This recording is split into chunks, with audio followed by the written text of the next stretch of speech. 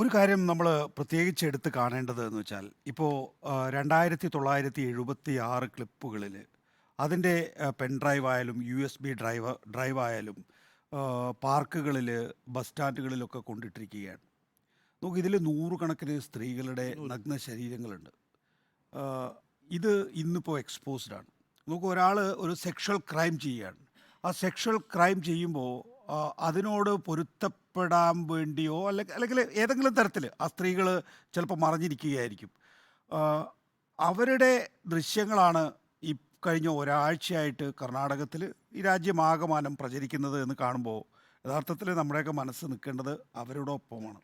200-ലധികം എന്നാണ് പറയുന്നത്, അല്ലേ? അതെ, 200. 2976 ക്ലിപ്പുകളിൽ 200-ലധികം സ്ത്രീകളുടെ ജീവിതം ഏജ് നോക്കൂ, 18 മുതൽ 63 വയസ്സ് വരെ. ഏതൊക്കെ തരത്തിൽ വീട്ടുജോലിക്കാരി മുതൽ സർക്കാർ ഉദ്യോഗസ്ഥർ വരെയുള്ള വളരെ എന്താ പറയുക, സമൂഹത്തിൽ നിറഞ്ഞു നിൽക്കുന്ന ആളുകളാണ് അവർ എന്നുള്ളതാണ്. ഇതിന് ആരാണ് ഉത്തരവാദി എന്ന് ചോദിച്ചാൽ ശരിയാണ്, കേന്ദ്ര സർക്കാരിനെ ഇപ്പോൾ നമുക്ക് BJPയെ നേരിട്ട് കുറ്റപ്പെടുത്താൻ കഴിയുന്ന ഒരു കാര്യം എന്ന് പറയുന്നത് ഈ വിഷയം ആദ്യമായി ഉയർത്തിയിട്ടുള്ളത് മറ്റാരുമല്ല, BJPക്കാരനായിട്ടുള്ള ജി ദേവരാജ ഗൗഡയാണ്. അദ്ദേഹം BY വിജയേന്ദ്രയോട് 2023 ഡിസംബറിൽ തന്നെ പറയുന്നു, ഇയാൾക്കെതിരെ ഈ നിലയിലുള്ള വീഡിയോ ക്ലിപ്പുകളുണ്ട്, അതെൻ്റെ കയ്യിലുണ്ട് എന്ന് പറഞ്ഞ് അദ്ദേഹം കത്തയക്കുകയാണ്. വിളിച്ചു പറയുകയല്ല ചെയ്യുന്നത്, കത്തയക്കുകയാണ്. അപ്പോൾ അതിന് രേഖാമൂലം അതിപ്പോൾ എക്സ് പ്ലാറ്റ്ഫോമിൽ ആ കത്ത് പ്രചരിക്കുന്നുമുണ്ട്. അപ്പോൾ ആ ഘട്ടത്തിൽ തന്നെ ജനതാദളസുമായിട്ടുള്ള സഖ്യം വേണ്ട എന്ന് BJPക്ക് തീരുമാനിക്കാൻ കഴിയുമായിരുന്നു. പക്ഷേ BJP അവരുടേതായിട്ടുള്ള കാരണങ്ങളാൽ ആ സഖ്യവുമായി മുന്നോട്ട് പോകാൻ തീരുമാനിച്ചു. അതെന്താണ്? ലിംഗായത്തും വൊക്കലിംഗയും ചേർന്നാൽ കർണാടക രാഷ്ട്രീയത്തിൽ 100% വോട്ടാകും, അല്ലെങ്കിൽ ഭൂരിപക്ഷ വോട്ടാകുന്നു. അങ്ങനെ നമുക്ക് വളരെ എളുപ്പത്തിൽ 28 സീറ്റുകളിൽ ജയിച്ചു കയറാൻ സാധിക്കുമെന്നുള്ളത് നമുക്കറിയാവുന്നതുപോലെ ലിംഗായത്താണ് യെദ്യൂരപ്പ, അതുപോലെ തന്നെ വൊക്കലിംഗയാണ് കുമാരസ്വാമി. അപ്പോൾ ഈ സാഹചര്യത്തിൽ BJPയെ സംബന്ധിച്ചിടത്തോളം സഖ്യത്തിലേക്ക് പോകുന്നു. പിന്നെ രണ്ടാമത് ഈ ദേവരാജ ഗൗഡ പറഞ്ഞത് ഇയാളെ പ്രജ്വലിനെ സ്ഥാനാർത്ഥിയാക്കരുത്, കാരണം ഇയാളാണ് ഈ വീഡിയോ ക്ലിപ്പുകളിലുള്ള അക്രമി എന്ന്. പക്ഷേ പ്രജ്വലിനെ സ്ഥാനാർത്ഥിയാക്കാൻ തീരുമാനിക്കുന്നു. നരേന്ദ്രമോദി അവിടെ വന്ന് പ്രസംഗിക്കുന്നത് എന്താണെന്നറിയാമോ? പ്രജ്വലിനുള്ള ഓരോ വോട്ടും എന്നെ ശക്തിപ്പെടുത്തും എന്നാണ്. മോദി പരിവാർ. ആ ശക്തിപ്പെടുത്തലിന് വേണ്ടി ഏത് തരത്തിലുള്ള ബലാത്സംഗകാരിയെയും ഗുണ്ടയെയും BJP താങ്ങാൻ തയ്യാറാകുന്നു എന്നുള്ളതാണ് കഴിഞ്ഞ കുറേ നാളുകളായി നമ്മൾ കണ്ടിട്ടുള്ളത്. ഇതിനു മുമ്പ് നമ്മൾ കണ്ടത് എന്താണ്? മണിപ്പൂർ ബ്രിജ്ഭൂഷൺ സിംഗ് ഇതേ ആക്ഷനാണ്, അല്ലേ? മണിപ്പൂരിൽ ഒരു അക്ഷരം വേണ്ടിയിട്ടില്ലല്ലോ. അവസാനം ആ 2 പെൺകുട്ടികളെ നഗ്നയാക്കി നടത്തുന്ന ആ 2 വരി ഒഴിച്ചു കഴിഞ്ഞാൽ ഒരിടത്തു പോലും നരേന്ദ്രമോദി ആ വിഷയം പൂർണ്ണമായി അപഗ്രഥിച്ചിട്ടില്ല, മണിപ്പൂരിൽ പോകാൻ കൂട്ടാക്കിയിട്ടില്ല. ബ്രിജ്ഭൂഷൻ്റെ കാര്യത്തിൽ അല്ല, നമ്മുടെ ബ്രിജ്ഭൂഷൻ്റെ കാര്യത്തിനകത്ത് എത്രയധികം തെരുവ് സമരങ്ങൾ നടന്നു. ഈ രാജ്യം മുഴുവൻ ആ അത്ലറ്റുകളുടെ കൂടെ നിന്നില്ലേ, അവരുടെ കോസിനൊപ്പം നിന്നില്ലേ? എന്നിട്ടും എന്തെങ്കിലും ഒരു ഇളക്കമോ അനക്കമോ നരേന്ദ്രമോദിക്കോ കേന്ദ്ര സർക്കാരിനോ ഉണ്ടായോ? ഇപ്പോൾ പ്രജ്വലിനെ നാട് വിടാൻ കൂടി അനുവദിച്ചതോടുകൂടി ഇക്കാര്യത്തിൽ എന്താണ് നരേന്ദ്രമോദി സർക്കാർ BJP എന്ന കാര്യത്തിൽ നമുക്ക് നല്ല വ്യക്തതയായിരിക്കുന്നു. അപ്പോൾ മംഗൾസൂത്ര എന്നും നാരീശക്തി എന്നും മാതൃശക്തി എന്നും പ്രത്യേകിച്ച് ഈ പറയുന്ന പോളിംഗ് ദിനത്തിൽ ഏറ്റവും കൂടുതൽ ക്യൂ നിൽക്കുന്നവർ സ്ത്രീകളാണല്ലോ. അവർക്ക് വേണ്ടിയിട്ടാണല്ലോ ഈ മുദ്രാവാക്യങ്ങളൊക്കെ ഉയർത്തുന്നത്. അവരെ പ്രകോപിപ്പിക്കുന്നതിന് വേണ്ടിയിട്ടാണല്ലോ. നിങ്ങളുടെ മംഗൾസൂത്ര കോൺഗ്രസ്സുകാരെ പിടിച്ചു പറിക്കാൻ പോവുകയാണ് എന്നുള്ള നിലയിലുള്ള പ്രചരണം നടത്തുന്നത്. അന്ന് മുഖ്യമന്ത്രി അഭിമുഖത്തിൽ പറഞ്ഞിട്ടുള്ളത്, നോക്കൂ, ഇങ്ങനെയൊക്കെയുള്ള പ്രചരണം നടത്തുമ്പോൾ മുസ്ലിമിനെ കണ്ടാൽ അടിക്കാൻ തോന്നണമെന്നാണ് പ്രധാനമന്ത്രി ഉദ്ദേശിക്കുന്നത്. തൊട്ടടുത്ത് നിൽക്കുന്ന ഒരു മുസ്ലിമിനെ കണ്ടാൽ അടിക്കാൻ തോന്നണം എന്നുള്ള നിലയിൽ.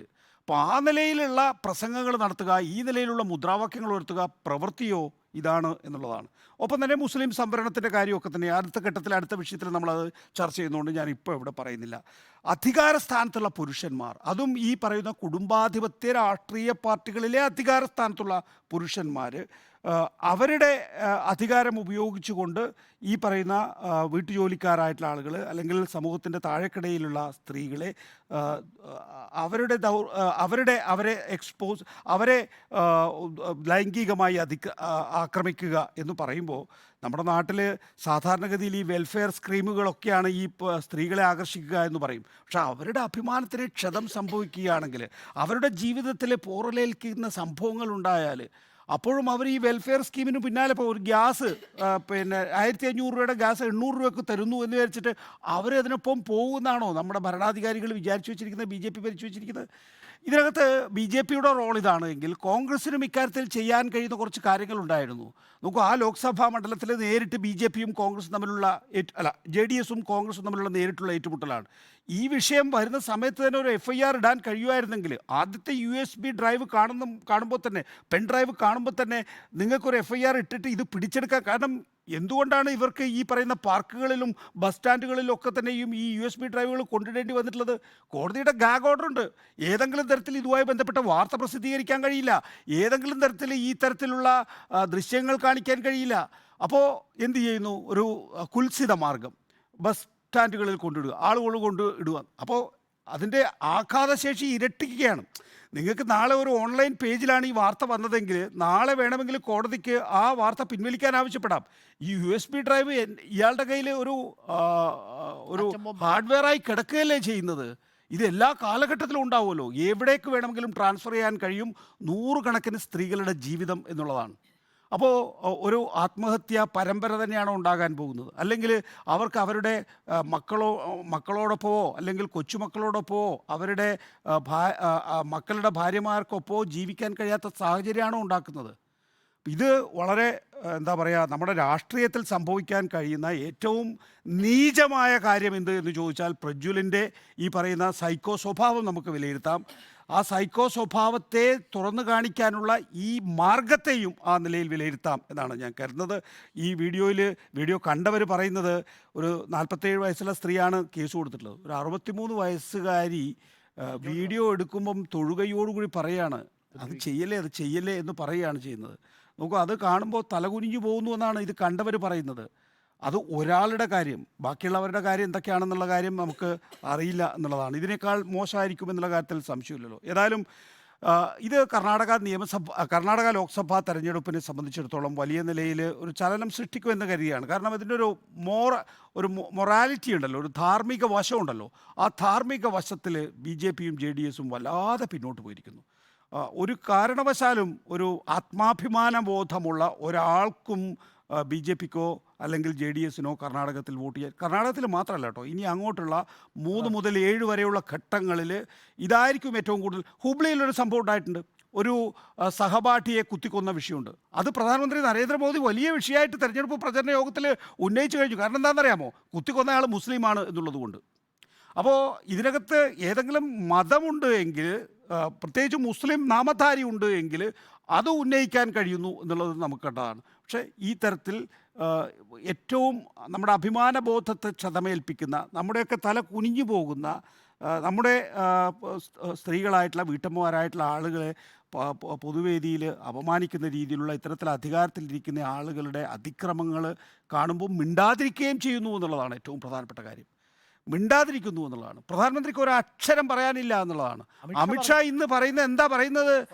നിങ്ങൾ പ്രിയങ്ക ഗാന്ധിക്ക് മറുപടി പറയാൻ നിങ്ങളെ സർക്കാർ എന്താണ് കേസെടുക്കാതിരുന്നതെന്നാണ്. അതാണോ ഒരു മറുപടി എന്ന് പറയുന്നത്?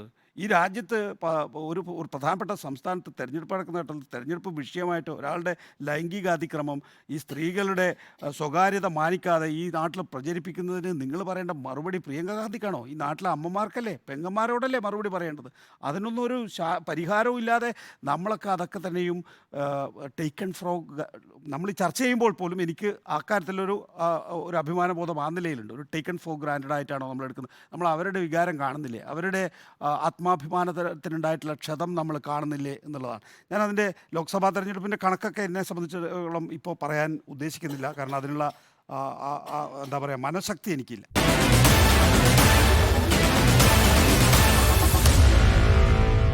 Meet the editors.